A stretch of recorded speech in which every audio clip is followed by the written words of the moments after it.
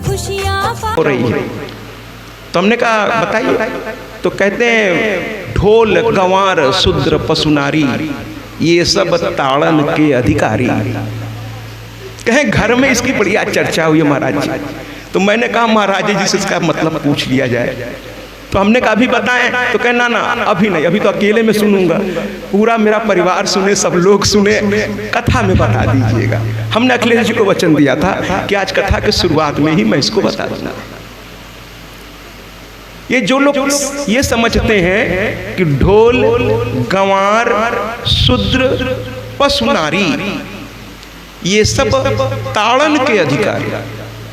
ताड़न का अर्थ जो लोग लगाते हैं कि साहब नहीं इनकी खिंचाई होनी चाहिए, पिटाई शब्द तो मैं इस्तेमाल करूंगा ही नहीं महाराज, वो शब्द मैं मुंह से निकालूंगा नहीं। लेकिन कुछ लोग ताड़न का मतलब ये समझते हैं कि इनको कस के रखना चाहिए वरना ये भाग जाते हैं। ये बहुत गलत बात है, बहुत गलत बात है। ये शब्दों को सही अर्थ नहीं समझने के चलते सब अनर्थ होता है। अरे नहीं भैया, आपको किसने अधिकार दिया कि किसी को कंट्रोल में ले आइए, किसी को आप सताइए, है ना? कि बाबा तुलसी कह गए, माने उनके कंधे पे बंदूक रख के आप अपना मतलब साबित कर रहे हैं कि ढोल को भी पीटिए तबे सही रहेगा, गंवार को भी डांटिए तबे सही रहेगा, शूद्र को भी। और शूद्र का मतलब कोई जात नहीं है, ध्यान सुनिएगा, जात नहीं है, वो कर्म के आधार पर होता है। शूद्र कर्म के आधार पर, तो उसको भी आपको अधिकार दे दिया बाबा तुलसी ने कि पीटिए। अरे नहीं भैया, ढोल गंवार शूद्र पशु, पशु को भी मैंने बिना पीटे नहीं मानेगा वो। और नारी को तो मैं कुछ कहूंगा ही नहीं कि आप क्या शब्द आप लोग सोच, अगर ऐसा सोचते हैं तो, अगर ऐसा नहीं सोच रहे हैं तो सबसे पहले मैं आपको प्रणाम करता हूं कि बहुत अच्छी सोच। अगर आप ऐसा नहीं सोचते हैं तो, ऐसा नहीं सोचते हैं तो बहुत अच्छी बात है, क्योंकि ताड़न का मतलब सही जानते हैं क्या है? ताड़न को थोड़ा सा और सरल कर देते हैं। ताड़न का मतलब होता है ताड़ना। ताड़ना माने दूर से उस पर निगाह रखना, उसका ध्यान रखना कि वो गड़बड़ न हो जाए, इसका मतलब ये है। ढोल को रोज संभाल के देख लीजिए, थोड़ा उसकी देखभाल करिए महाराज। ढोल अच्छे क्वालिटी का हो, उसकी चमड़ी उमड़ी जो बजाने वाला वो सिकुड़ न जाए, दीमक न खा जाए, उसकी ताजगी बनी रहे, यानी उसका ताड़न माने उसका देखभाल करिए। गंवार बेचारा वो ऐसे ही गंवार है ना, ऐसे ही वो ना समझ है, और उसको अगर आप पीटेंगे तो उससे क्या फायदा होगा? उसको समझाइए, उसको संभालिए। आपको भगवान ने बुद्धि दी है, उस बेचारे के पास कम है, तो आप कहते हैं ना जो दीनों का साथ देता है वो स्वयं दीनानाथ हो जाता है। तो इनको संभालने के लिए कहा है भगवान ने, बाबा तुलसी ने, कि ये सब थोड़ा संभालने योग्य है। ढोल गंवार शूद्र वो ऐसे ही बेचारा अपनी बुद्धि की वजह से किस तरह की लेवल की जिंदगी जी रहा है, तो उसको थोड़ा संभाल दीजिए। उसकी औलादों को समझाइए कि बेटा मेहनत करो और बड़े बड़े पदों पे जाओ। इसी को कहते हैं संभालना। ताड़ना माने देखना, उसकी देखभाल करना। और इसी तरह नारी तो स्वयं मां स्वरूपा है, किसी के हृदय की टुकड़ा है। जितना दर्द आपके जन्म लेते समय आपकी माता को हुआ था, उतना ही दर्द उसकी मां को भी हुआ था। तो उसको संभालिए, हाँ वो ताड़न मत करिए, संभालिए। मैंने उस दिन कहा था ना कि भर माने भरण पोषण करने वाला, और तार माने तार दे, ऐसा होता है पति। इसीलिए पति पर हर पत्नी अपना सब कुछ न्यौछावर कर देती है, क्योंकि वो भरण पोषण भी करेगा, आपके सम्मान की रक्षा भी करेगा, और उसके साथ आप जुड़ गई तो उसके सम्मान के बराबर आपको भी सम्मान मिलेगा। और ये कर्तव्य पति का है कि पति, कुछ लोग क्या करते हैं, बाहर बहुत प्रतिष्ठित है, स्वयं सब आनंद ले रहे हैं, बाहर यार दोस्तों के साथ बड़े बड़े तीर्थों पे चले जाते हैं। अरे आप यार दोस्तों के साथ चले जाएंगे तो आपकी पत्नी को तीर्थ स्थान कौन लेके जाएगा, ये बता दीजिए। वो बेचारी बस चूल्हा चक्की घर में बैठने के लिए है, और आप घूमिए बोलोरो पे, फलनवा पे, ढकनवा पे, 4 दोस्त बैठा लीजिए, चलो शेयर करते हैं, और निकल जाइए नेपाल काठमांडू, और वो बेचारी बैठ के चूल्हा फूंकती रहे। वाह, अच्छा है। इसी तरह बाहर आपको रसमलाई दिखी, तुरंत पैसा जेब में पड़ा है, कहें भैया एक प्लेट रसमलाई दे दो। आपने वहाँ खाया, डकारा, क्या खुशबू थी, लेकिन घर के बारे में सोचा कि घर में भी कोई और है, उसको कौन खिलाएगा? पड़ोसी आएगा, उसको भी। अगर आप बाहर खा रहे हैं कोई अच्छी चीज, तो थोड़ा पैक नहीं करा सकते कि घर के लोगों को भी मिल जाए, सबको मिल जाए हैं? अगर घर के लोगों को आप नहीं दे करके खा रहे हैं, पता नहीं कैसे आपके गले से वो चीज उतर रही है महाराज। वो आपके सहारे हैं, और आप अपना तो आनंद ले लिए, अब वो बेचारे तो वही घर पे बैठे हैं। तो कृपा करिए, एक जगह अमवा में एक कथा चल रही थी, वहाँ यही बात मैंने कह दी। और उस दिन जब प्रसाद बटा, तो जो पुरुष वर्ग था उसने थोड़ा सा हिस्सा बचा करके, क्योंकि उसको ये बात समझ में आ गई कि वाकई पत्नी की जिम्मेदारी हमारी है। तो जो नहीं आ पाई थी, वो पुरुष ने थोड़ा प्रसाद अपने जेब में रख के और जा करके घर पर अपनी पत्नी के हाथ में रखा। तो उसमें से एक पाटीदार साहब वहाँ थे, वहाँ के बड़े सम्मानित, वो दूसरे दिन आके मेरा मतलब मजाक में, जहाँ मैं ठहरा तो मेरे चरण पकड़ के बैठ गए, कहे गुरु जी कौन सी क्रांति आप घर घर में ले आ रहे हैं? कहें अब तो बड़ी परेशानी होगी, कुछ खाते नहीं बनेगा, और खाएंगे तो पैक कराना पड़ेगा। हम तो बिल्कुल कराना पड़ेगा भाई, वो पत्नी को भी तो खिलाइए, माँ बाप बूढ़े हैं उनको भी तो दीजिए, भाई बहन अगर हैं छोटे हैं उनको भी तो दीजिए, क्या अकेले खाओगे? है ना? और वो कहें जानते हैं हमारी पत्नी क्या बोल रही थी? तो हमने कहा क्या बोल रही थी? हम कहे घर की बात है, बाहर आएगी। तो कहने अच्छी बात इसलिए बता रहा हूँ, क्या हमारी पत्नी कह रही थी कि आज उधर बांदा की भाषा बोली जाती है अतर्रा साइड, तो कहें आज तक कबो नहीं लाया, आज गुरु जी जब समझाएं तब तोहरे समझ में बुढ़ापे में आया कि हमरों के लिए लावे चाहिए।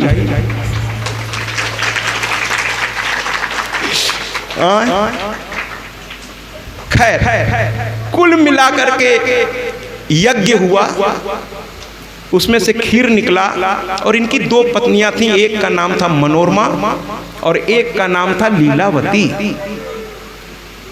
दोनों ही बहुत सुंदर, दोनों ही बहुत प्रतिभाशाली, दोनों स्त्री एक से बढ़कर एक, लेकिन दोनों में एक अंतर था महाराज।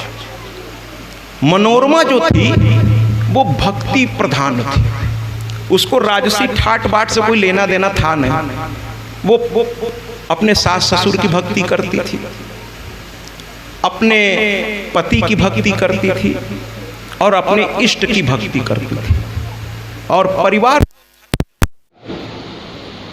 क्योंकि घर की मालकिन होती नहीं है, इनको ताड़ना नहीं है, इनको संभालना है, ये घर की लक्ष्मी है। तो मनोरमा अलग तरह की, सारे नौकर चाकर करती महारानी बहुत अच्छी, हम लोगों से भी पूछती रहती कुछ खाए हो कि नहीं, हमारा बच्चा बीमार हो जाए तो सबसे पहले यही पहुंच के देखने लगते हैं।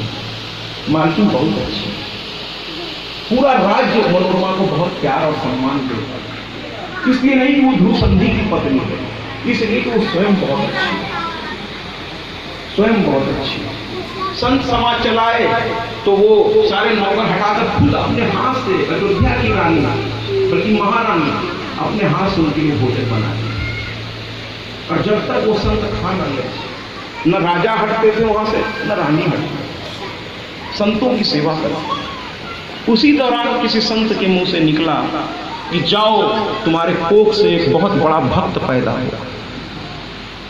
संत प्रसन्न हो जाए तो पता नहीं क्या उनके मूड में उसने ईश्वरीय प्रेरणा था, और वो आशीर्वाद दे देते। संतों की सेवा करो, आचार्यों की सेवा करो, पुरोहितों की सेवा करो, जो भगवान भगवत कार्य में लगे उन सबको आप थोड़ा सेवा करो। आपके पिताजी यानी अशोक सिंह के पिताजी के बारे में मैंने सुना है कि कोई भी संत आ जाए, कहीं से भी आ जाए, वो उसकी सेवा में लग जाए। उस पर अभी मैं बाद में आऊंगा क्योंकि कथाएं बहुत लंबी लंबी। तो कुल मिलाकर के मनोरमा बहुत धार्मिक थी, लेकिन लीलावती ऐसी नहीं। लीलावती को यह एहसास था, अरे हम अयोध्या के राजा की पत्नी, हैं, उसका बस वो ये सोचती थी कि जब मैं निकलूं तो प्रजा छुप छुप के मुझे प्रणाम करे। मैं प्रजा को क्यों प्रणाम करूं? मैं सम्राट की पत्नी हूं, वो भी महासम्राट। वो लोग छुप के मुझको प्रणाम। कुछ लोगों को आदत हो जाती है कि लोग दुनिया उनको प्रणाम करे, लेकिन वो प्रणाम नहीं करेंगे। अरे सम्मान देने से सम्मान मिलता है। पहले आप प्रणाम करिए, अगला अपने आप प्रणाम करेगा। प्रणाम करिए अपने आप, लेकिन ये नहीं करती। और कोई संत आ जाए तो मुंह बना दीजिए, अब चलो इनकी सेवा करो, अभी पता नहीं कहाँ खाएंगे कहाँ नहीं खाएंगे। संतों का बड़ा झमेला है ना, लहसुन प्याज नहीं खाएंगे, फलहार करेंगे, तो ये तो बताओ झमेला शुरू करो, सब चले आएंगे, ऐसे सोचते। और मनोरमा को पता चल जाता था कि एक संत आए तो वो तो नाचने लगते, हाँ संत आए मेरे घर, संत आए हैं, वो नाचने लगते। किसी संत ने उसकी सेवा भाव से प्रसन्न होते कह दिया, जाओ तुम्हारे यहाँ माँ का परम भक्त पैदा हो। कुछ दिनों के बाद मनोरमा गर्भवती हो गई और उधर वो खीर भी राजा ने इन दोनों पत्नियों को खिला दिया। खीर एक ही था, लेकिन असर उसके भाव के अनुसार अलग अलग पड़ा। भाव के अनुसार सब कुछ मिलता है, बिना भाव के भगवान नहीं मिलते। तो मनोरमा ने बड़े भाव से उसको ग्रहण कर लिया और संत का आशीर्वाद भी साथ में था, यानी भगवंत का आशीर्वाद और संत का आशीर्वाद दोनों मिल गया। तो मनोरमा के घर से सुदर्शन नाम का एक पुत्र उत्पन्न हुआ। उसकी देखने में इतना सुंदर था वो कि राजा ने कहा मेरा इस बेटे का नाम सुदर्शन रहेगा, जिसका दर्शन बड़ा सुंदर है। सुदर्शन, जिसका दर्शन बड़ा सुंदर है, सुदर्शन। कभी अरे क्या है, लाओ एक चम्मच प्रसाद। कुछ लोग पता नहीं क्यों मुंह बनाते हैं। हमारे यहाँ एक दूध वाला है, ऐसे मुंह बना के बैठा रहता है, दूध दे दो, हाँ ले लो। तो एक दिन हमने कहा ऐसे 24 घंटे टेंशन में बने रहोगे ना, फिर तो हम मुँह टेढ़ा हो जाएगा हमेशा के लिए, फिर सीधा नहीं होगा। अरे भगवान अच्छा मुंह दिए, मुस्कुराया करो, अच्छा लगेगा, ठीक है। तो कुल मिलाकर के लीलावती ने मुंह बना के खीर लाए हैं। बताओ महाराजा आए तो खीर लिए चले आ रहे हैं, लाओ खा लेते हैं। एक चम्मच खा लिया और संत के पास तो कभी गई नहीं। संत अयोध्या के राजा के महीनों महीनों आके ठहरते थे महाराज। ये जो राजपूत लोग हैं, जो क्षत्रिय लोग हैं, ये आज से नहीं सनातन काल से है ना, हर कमजोर वर्ग के लिए या संतों के लिए ये लोग आधार का काम करते हैं। जो क्षत्रिय वास्तव में है वो संत सेवा उनसे बेहतर कोई और कर ही नहीं सकता, ये इतिहास गवाह है। ऐसे तो हर धर्म के लोग करते हैं, ऐसा नहीं अब सभी प्रबुद्ध हो गए हैं। संतों को सेवा सभी करते हैं और भगवान की भी सेवा सब करते हैं। तो लीलावती के यहाँ भी एक पुत्र तो हुआ, लेकिन उसमें न तो भगवान का आशीर्वाद शामिल था न संत का। इसलिए जब वो पैदा हुआ तो उसके चेहरा, कहते हैं ना चेहरा दिल का आईना होता है। चेहरे को देख के आप बता देंगे कि इस आदमी की सोच कैसी हो सकती है। जब मैं डायरेक्टर हुआ करता था, जो मेरा ऑफिस खोल के जैसे कोई व्यक्ति प्रवेश करता था मेरे कक्ष में, मैं देखते ही समझ जाता था कि इससे कैसे मुझे बात करनी है, समझ में आ जाता है। चेहरा दिल का आईना होता है। तो शत्रुजीत शुरू से ही क्रूर देखने में लग रहा था, बड़ा क्रूर, एक अलग टाइप का चेहरा बना करके। तो राजा ने उसको पॉजिटिवली लिया, कहा शत्रु इसको देख के डर जाएंगे। भाई एक लड़का तो मेरा बड़ा सीधा लग रहा है, तो एक ऐसा भी होना चाहिए, शत्रु इसको देख के डरेंगे। इसका नाम रहेगा शत्रुजीत, इन शत्रुओं को जीतने वाला। नाम का बड़ा प्रभाव पड़ता है महाराज, सुन लीजिए। नाम बहुत सोच समझ के रखिए। ये जो पिंटू चिंटू मिंटू है ना, ये फिर पिंटू रह जाएगा जीवन, सोच लीजिए, है ना। नाम अपने घर के बड़े बूढ़ों से राय लेकर, दादा उदा जी को ये अधिकार दीजिए।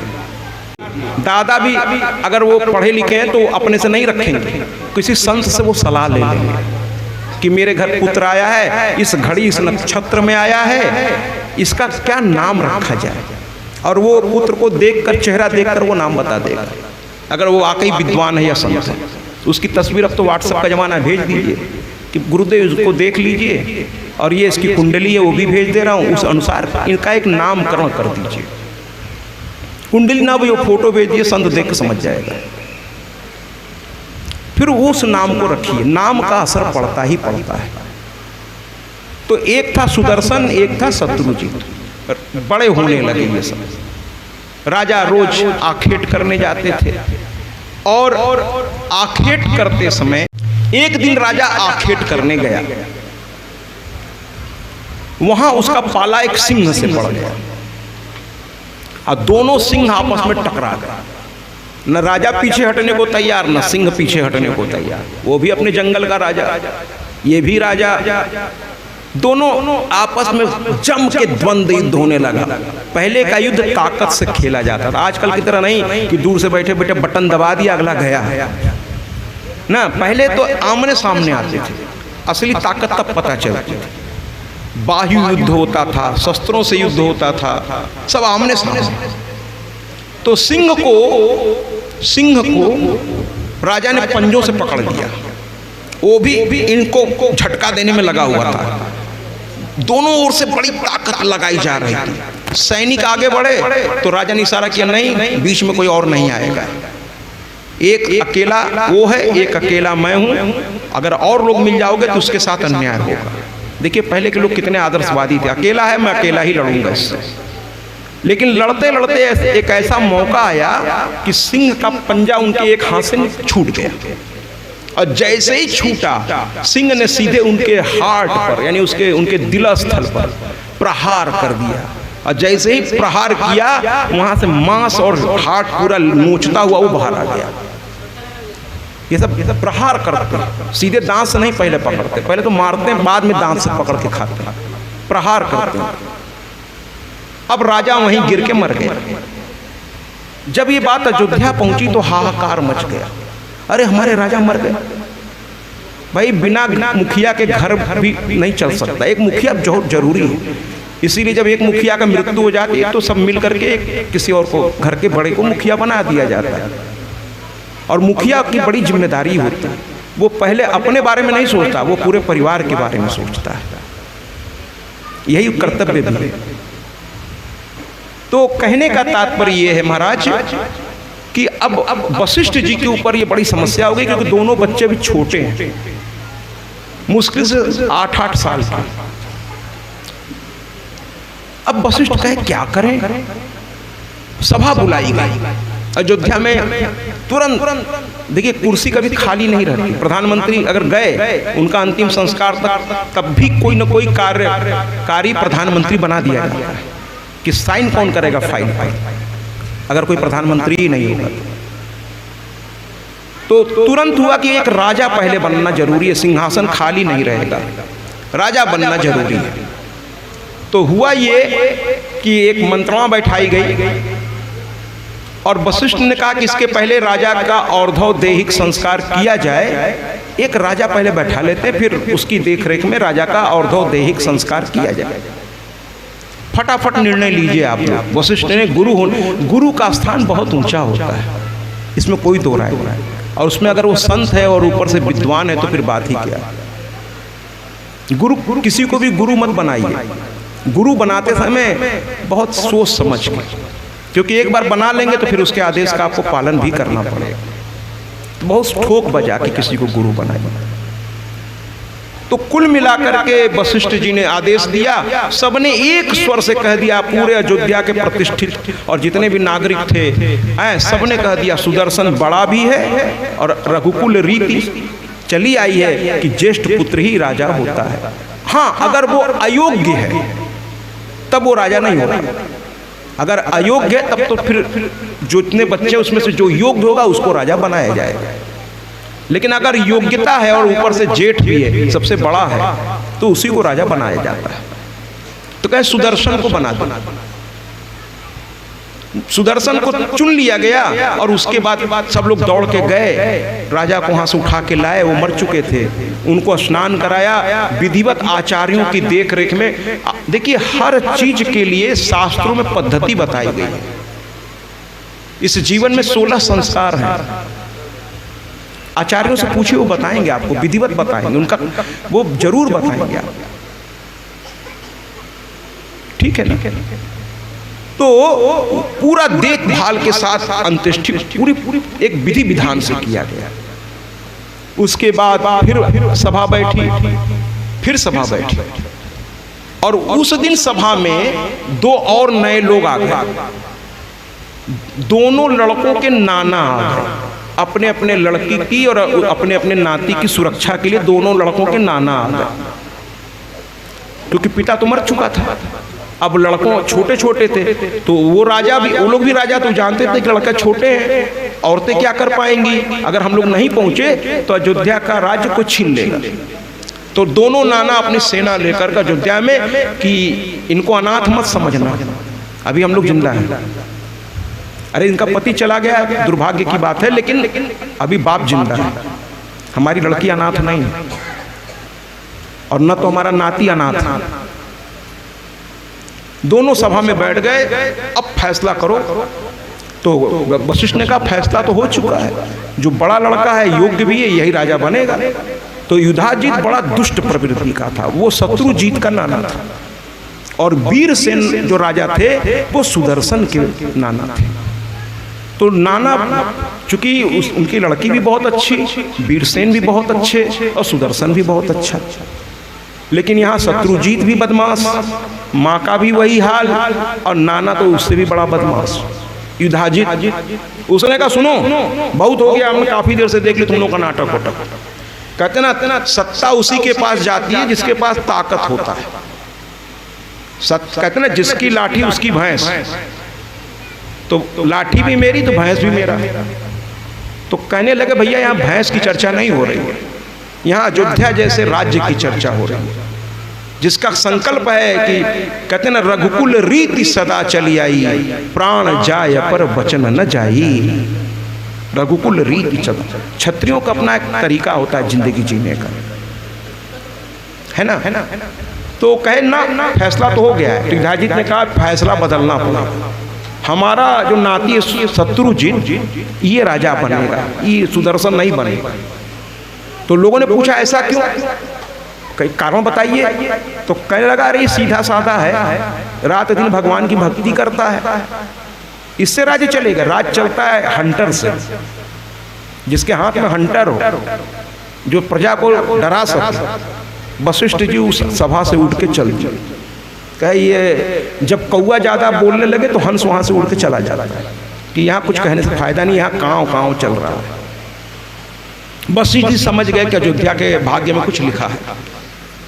वो विद्वान समझ जाते हैं, वो तुरंत वहां से हट जाए, कहे जो इच्छा करो, क्योंकि मेरा राजा तो मर चुका है, मेरी बात तुम लोग सुन नहीं रहे हो, तो मैं करूंगा क्या यहाँ बैठ के, जा रहा हूं। दोनों तरफ से युद्ध शुरू हो गया, भयंकर युद्ध शुरू हो गया, भयंकर युद्ध। इतनी जम करके युद्ध होने लगा महाराज कि वहां का स्थान लाशों से भर गया। दोनों ही क्षत्रिय बड़े पराक्रमी थे, न वीरसेन हार मान रहे थे, न युधाजित हार मान रहा था। दोनों टक्कर की लड़ाई हुई, और ये लड़ाई 1-2 दिन नहीं चली महाराज, 6 वर्ष तक चलती रही। अंत में वीरसेन को युधाजित ने मार दिया। अब सुदर्शन करीब 12 साल का हो रहा था। जैसे ही उसकी माँ को पता चला कि मेरे पिता भी मार दिए गए, मनोरमा को पता चल गया, पति भी चला गया, पिता रक्षा के लिए आया, उसको भी मार दिया गया। मनोरमा समझ गई मेरे बुरे दिन शुरू होने वाले हैं। उसने कहा कि ठीक मार दिया तो क्या करें। तो एक बहुत वृद्ध मंत्री थे जो इस परिवार के बहुत वफादार थे, तो उनको बुलाया उसने चुपके से, और पूरी बात कहे बिटिया बताओ, हमें सब पता है, तुम एक काम करो, धीरे से जो सामान छोटा मोटा है बांधो, और ये बहाना करके यहाँ से निकला जाए कि तुम्हारे पिता मरे हैं और लाश वहीं पड़ी है, हम लोग अंतिम संस्कार करने जा रहे हैं। अगर उनको हल्की भनक लग गई कि तुम यहाँ से भागना चाहती हो, अभी मार देगा युधाजित, अभी आएगा और तुम्हारे लड़के को मारेगा। तो उसके दिमाग में चल रहा है कि अगर सुदर्शन जिंदा रहा तो आज नहीं तो कल यहाँ की प्रजा इसको राजा बनाएगी, क्योंकि ये अच्छा है, और शत्रुजीत मेरा अच्छा राजा नहीं है, वो जानता है अच्छी तरह, वो सुदर्शन को मार डालेगा। तुमको तो कुछ नहीं कहेगा, सुदर्शन को मार डालेगा। तो माँ घबरा गई, मेरे बच्चे के ऊपर आफत आ गई। उन्होंने तुरंत सब छोटा मोटा सामान लिया कि रास्ते में खर्चे पानी के लिए कुछ लिया। अब वो महाराज गई अपने सौतन के पास और कहने लगी मेरे पिता भी मर गए, तो जरा चले जाएं, थोड़ा उनका अंतिम संस्कार कर दे, मेरे लिए उन्होंने अपनी जान दे दी। तो वो कही हाँ हाँ जाओ, कोई दिक्कत नहीं, कोई तुम्हें कुछ नहीं कहेगा। कहे अब तो आप जीत गई हैं, अब तो राजा आप ही का लड़का होगा, बधाई हो। वो कुछ बोली नहीं, हाँ जाओ। तो वो चल दी और जा करके पहले अपने पिता की लाश को अच्छी तरह उठा करके सम्मान के साथ उसी युद्ध क्षेत्र के थोड़ी दूर पर उनका अंतिम संस्कार उसने रोते रोते पूरा किया। पूरा करने के बाद वहाँ से सब चले, तब तक शाम होने लगी थी और चलते चलते वो गंगा नदी के किनारे पहुँच गए। गंगा नदी के किनारे पहुँच गए और पहुँचे कहाँ? श्रृंगेरपुर। अयोध्या के जितने भी राजा जब जंगल की ओर जाते थे तो वो श्रृंगेरपुर, राजा राम भी श्रृंगेरपुर से ही नौका से, वो केवट का आपको पूरा प्रसंग मालूम होगा कि केवट ने बिना पैर धोए उनको अपने नाव में नहीं चढ़ाया था।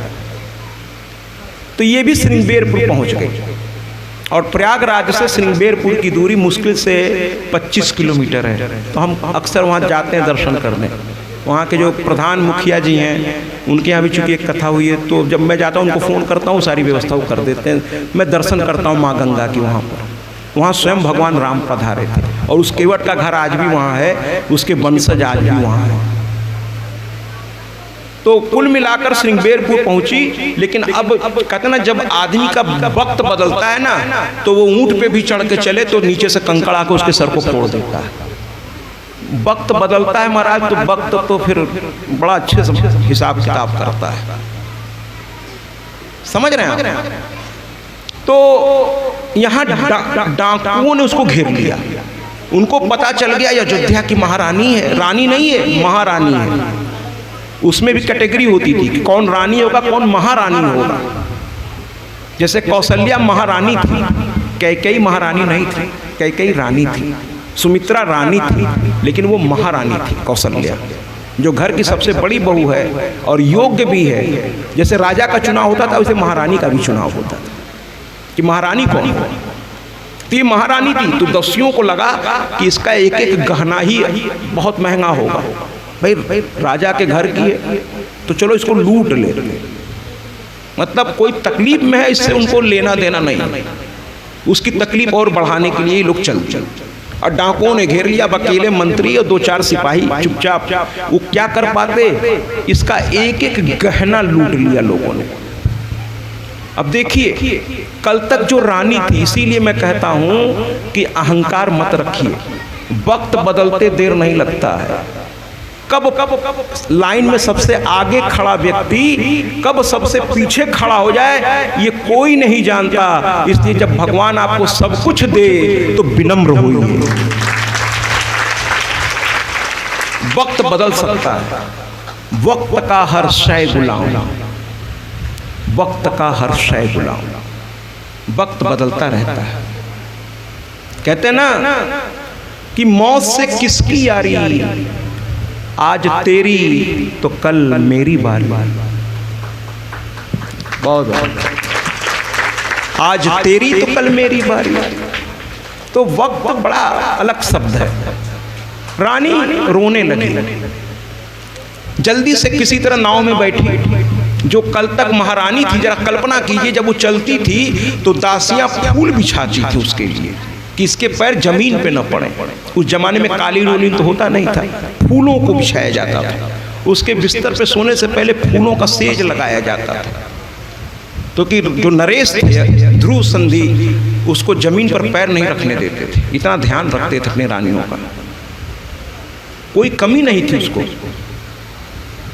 और अचानक से इतना बड़ा दुख पड़ गया, नंगे पैर अब चल रही है, उसको बड़ी तकलीफ हो रही है। जिसने कभी गरीबी न देखी हो, तकलीफ न देखा हो, अचानक से उसके सामने हो जाए तो टूट जाता है। ये किसी तरह गंगा पार की और अब इससे चला नहीं जा रहा था। क्योंकि इसके लिए रथ आके खड़े होते थे, एक से एक रथ आके खड़े हो जाते, तो वो चुनती थी आज किस रथ में मुझे घूमने निकलना है। उस जमाने में कार तो होती नहीं थी, रथ होते थे। आजकल के जो पैसे वाले लोग उनके घर में गाड़ियां होती हैं, बहू बेटियां उसमें। हम आदि शक्ति माता दुर्गा की कथा सुनाते हैं, हम कथा सुनाते हैं, जिनकी कृपा से दुख विपदा